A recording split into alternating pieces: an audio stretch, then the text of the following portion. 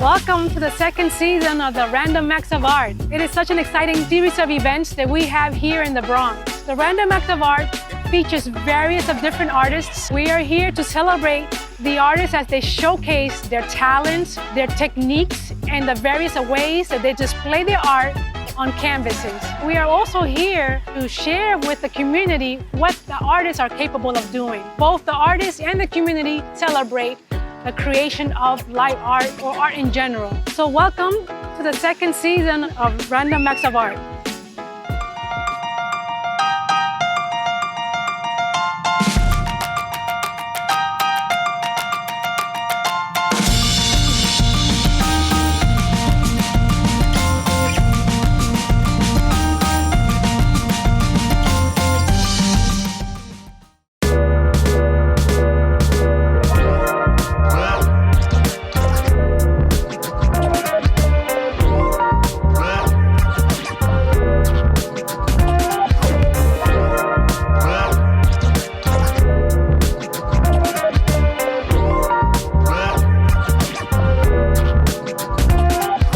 I'm Leon Rainbow.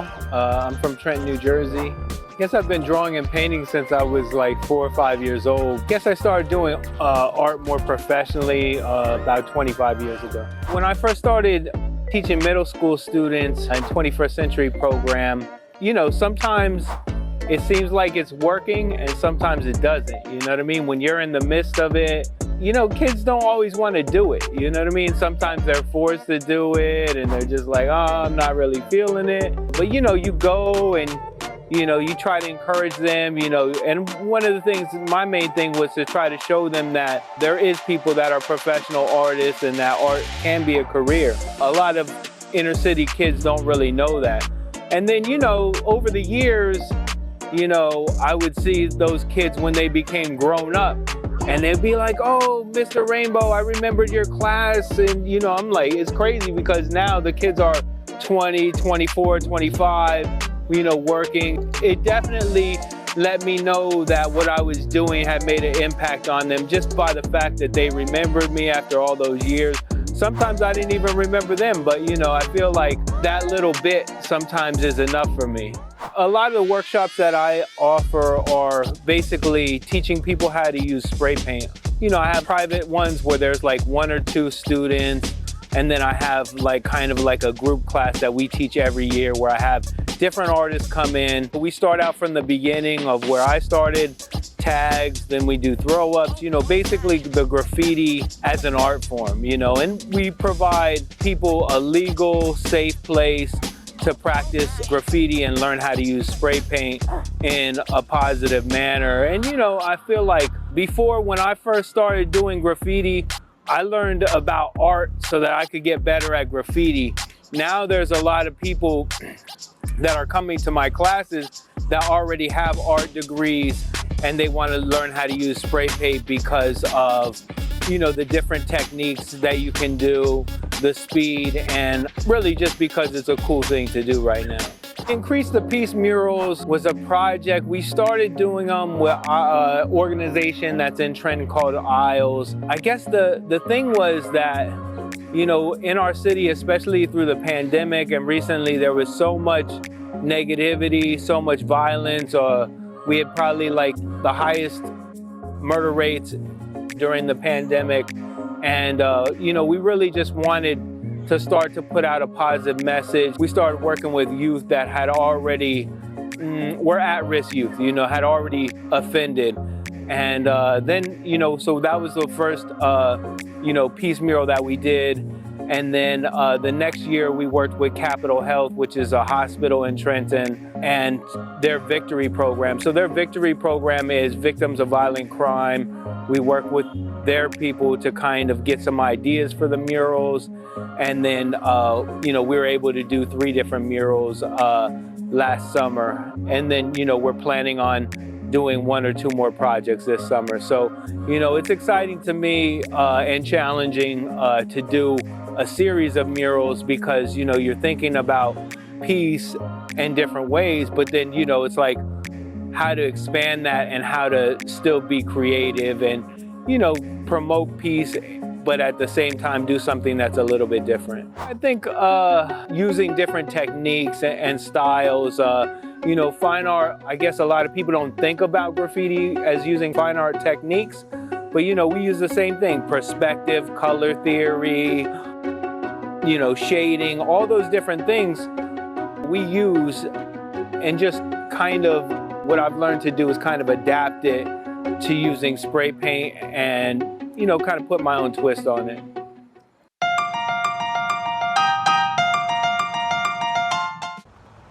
Even though we didn't grow up together, he's my favorite brother. Hey, sis. I'm the baby of the family, and he's the gentle giant. What you know about Poor Georgia? Man, please, that's a classic. You know when they say people are a rare breed?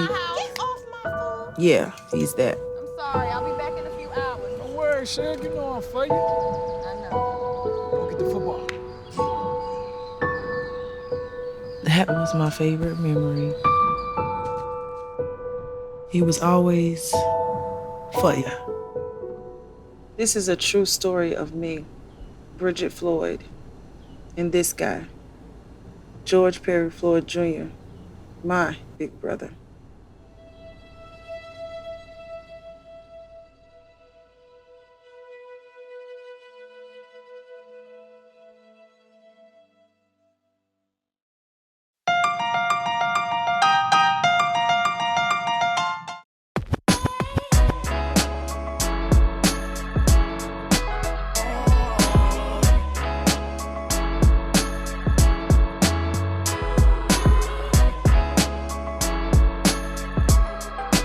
What I painted today, I tried to, one of the things that I've been exploring is using different layers and different textures and techniques. So one of the things that I think is interesting is when graffiti and street art and bills and stuff like that build up in the city. So you have posters, then you have tags, you have throw-ups, you have all this different organic artwork. And then, say like one of it gets peeled and there's another layer underneath, and then another part gets peeled and there's another layer. So each part that would represent a different layer and a different texture. And then I like to kind of use effects like the neon effect and different techniques. And I was trying to mainly focus on random acts of art. So I had like a little character guy creating art, and I like playing with characters. The eyeball guy is like one of my favorite ones, and then I have like these patterns that I do that are kind of like, that's like unique to me. So I included that as one of the layers. I feel like it all should make sense. With me, I like to do one thing at a time and try to get good at one thing, try to master one thing, and then I can kind of go on to a different thing. I did body painting for like 10 years, and that was totally different because, it's different paint, different bodies are vertical when I'm used to painting horizontal. So a lot of different things, but, and then just right now I'm kind of using different textures, but I've already kind of mastered a lot of those different styles and techniques. So I'm kind of just combining them all together, but I'm also keeping in mind using a similar palette, using similar textures in similar ways, and just trying to kind of create a body of work. So I think, when you're creating artwork, it's good to experiment, but then also think of it as a whole thing, as a body of work. And then, if you get tired of that, then you can go on to something else. I don't really know about New York as far as exposing kids to art. I know in our area, I always feel like cities could do more. I feel like a lot of times the cities love to take credit for art, but a lot of times they don't necessarily back it as much as they could, And I feel like if you look at funding and different things, like with schools, art is usually the first thing cut, But a lot of times people in power might not necessarily see the importance of art. Art and creativity can really impact every area of your life, you know what I mean? As far as art in New Jersey and New York, I always loved to come to New York to paint just because of when I was a kid, that was the first thing that really inspired me was people painting subway trains. And I was like, oh, that's so out of control and so awesome. You know, I don't know how they're doing that. At that time, I lived in California. It really kind of blew my mind. And then, you know, it was awesome, you know, and I got to meet some of those people. Some of my heroes were more disappointing than others, I would say. You know, sometimes your heroes don't always live up to what your thoughts are, but it was amazing to be able to talk to them and hear their different stories and get their different ideas. You know, just be like, say, if you were able to talk to Picasso or Van Gogh. And, you know, I think that's very important, especially in New York City, because graffiti was, you know, a lot of the influence of graffiti started in New York, subway trains and that. And a lot of the guys are getting older.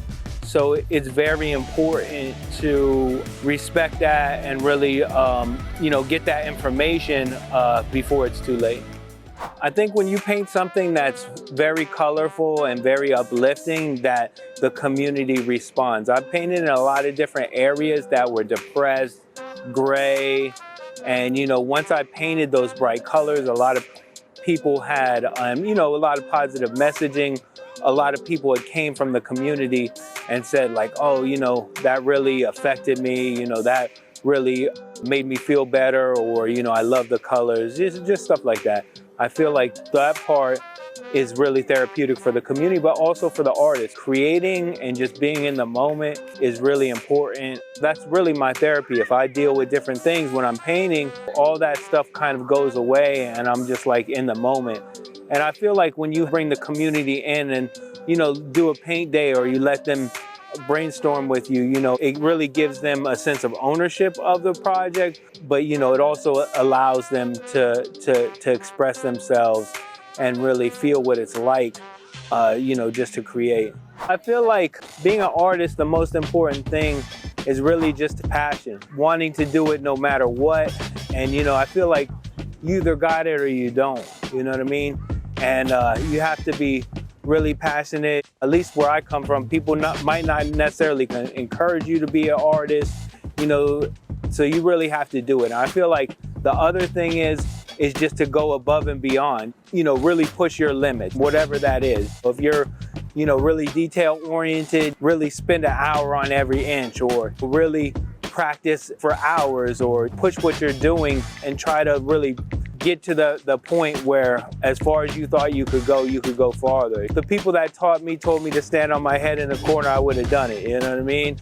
And it's just like, when I came up, a lot of things are different now because of the internet. When I came up, like if you wanted to go see graffiti, you had to go under bridges, you had to, you know, walk down railroad tracks, you had to, you know, go to the different locations where people were doing graffiti, meet them if you wanted to really learn. Now it's like, you turn on Instagram, you hit a hashtag and, you know, you're seeing all this graffiti from all over the world, but it might not be in the same context. You know, it didn't take the same amount of work to get there. Nobody's gonna really give anything to you. You have to really take it. LeonRainbow.com, www.leonrainbow.com, or Aerosol Leon, AEROSOLEON, on Instagram or Twitter.